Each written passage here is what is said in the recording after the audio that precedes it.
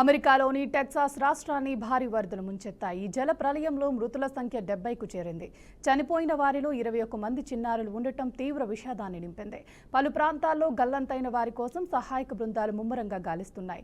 అత్యధికంగా కెర్విల్లో కౌంటీలో వరదల తీవ్రత ఎక్కువగా ఉంది. ఈ ఒక్క కౌంటీలోనూ 59 మంది ప్రాణాలు కోల్పోయారని, వీరిలో 21 మంది చిన్నారులే ఉన్నారని అధికారులు తెలిపారు. క్యాంప్ మిస్టిక్కు చెందిన 11 మంది విద్యార్థులు, ఒక కౌన్సిలర్ ఆచూకీ ఇంకా తెలియరాలేదని వెల్లడించారు. రాష్ట్ర వ్యాప్తంగా దాదాపు 20 కౌంటీలు వరదల ప్రభావానికి గురయ్యాయని అధికారులు తెలిపారు.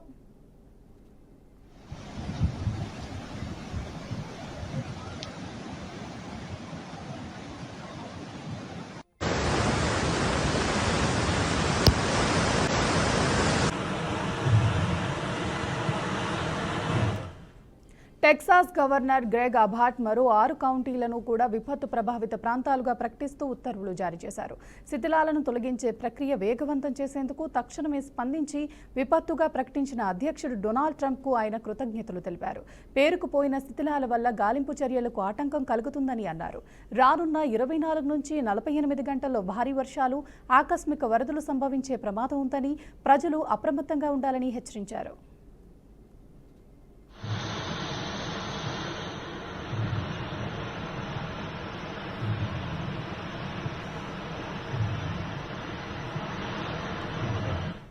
ఈ ఘోర విషాదంపై భారత ప్రధాని నరేంద్ర మోదీ స్పందించారు.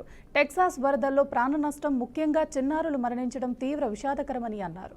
మృతుల కుటుంబాలకు అమెరికా ప్రభుత్వానికి ప్రగాఢ సానుభూతిని తెలియజేస్తున్నట్లు ఆయన ఎక్స్ వేదికగా పేర్కొన్నారు. బాధితుల కుటుంబాలు ఊహకందని విషాదాన్ని ఎదుర్కొంటున్నాయని అమెరికా అధ్యక్షుడు డొనాల్డ్ ట్రంప్ ఆవేదన వ్యక్తం చేశారు.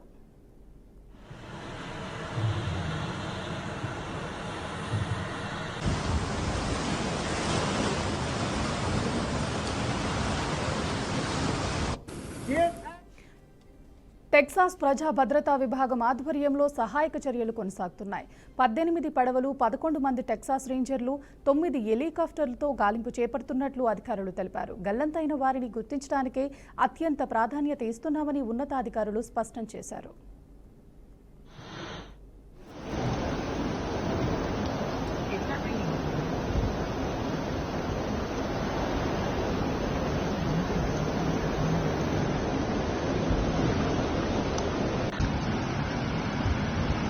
Holy shit, this is crazy. Me, wow.